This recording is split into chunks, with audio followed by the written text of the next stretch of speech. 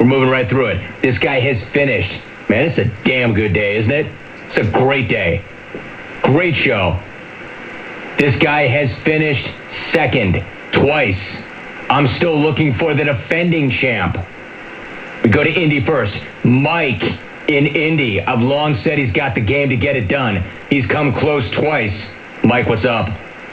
Hey, Rome, how's it going? Good, Mike. How are you? Doing well, thanks. Got to give a shout-out to Silk. Nice call, Silk. You sounded more nervous than Fabian during an attempted voyeurism. But so far, the best line to smack off was the one I afraid he did before he called in, you old hack. Rome, I want to clear up the confusion over the Peyton Manning and Tim Tebow transactions.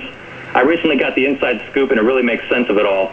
Apparently, the Broncos held on to Tebow just long enough to bless and heal Peyton's neck. And after the miracle was performed, Rex Ryan calls Elway with an indecent proposal.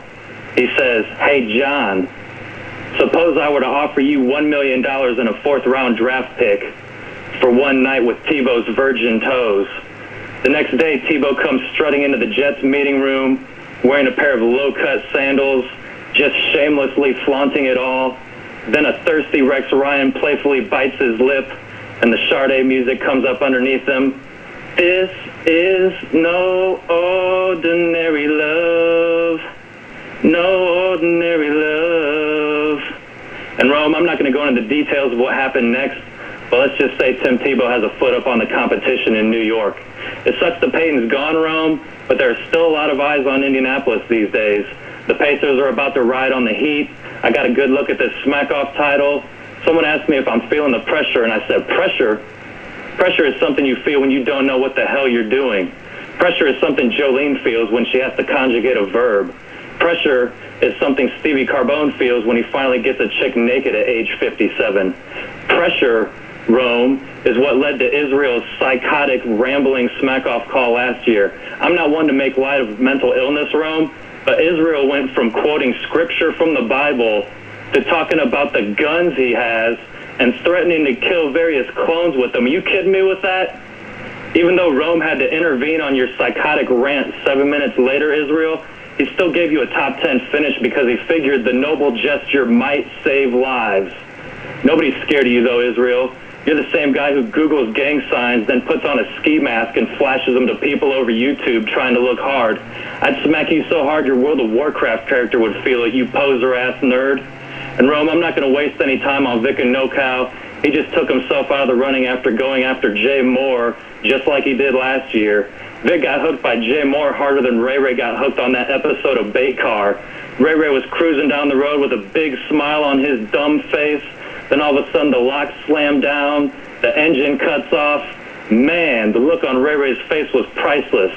I can only imagine Vic had a similar look on his face when he hung up the phone this year.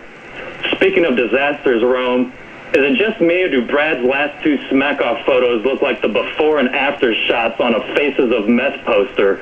Further compounding Brad's misfortune is the fact he broke the kickstand on his moped, and now he just has to lay it down wherever he goes. Now, most would think that owning a moped itself is disgraceful, but that's actually a sign of prominence for any well-to-do Coronian. But Brad channels these frustrations into campaigning for the rights of non-sports fans, and he does so with the fervor of a NATO protester. Sports takes don't belong in the smack-off, Brad. We can only hope your script writers think otherwise. And I know Brad was lobbying hard behind the scenes for a non-sports option for the price package, a.k.a. the Brad and Corona clause.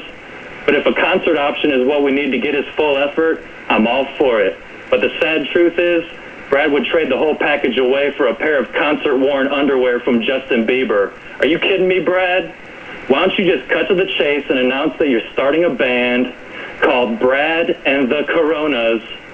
You got Joe in Hollywood singing bass, Joe in the OC to hit the high notes, Greg in Sun Valley for some Peter Frampton sound effects. And Rome, I don't know any self-respecting sports fan who would choose a concert for their prize, but if I had to, I might use my ticket to fly to Cali to see Brad and the Coronas live in concert as the opening act for a Tijuana donkey show. And coincidentally, Brad is the main performer in both acts. I do declare! I do declare!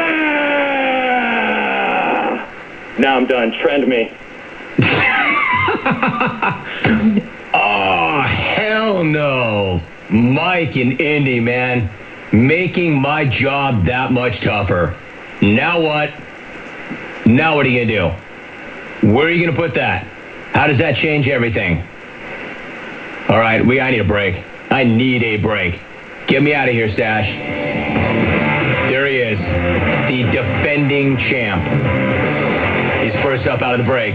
Brad and Corona.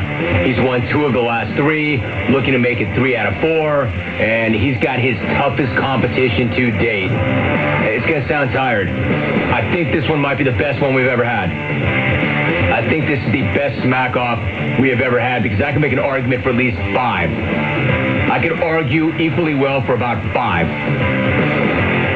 The defending champ gets his shot when we come back.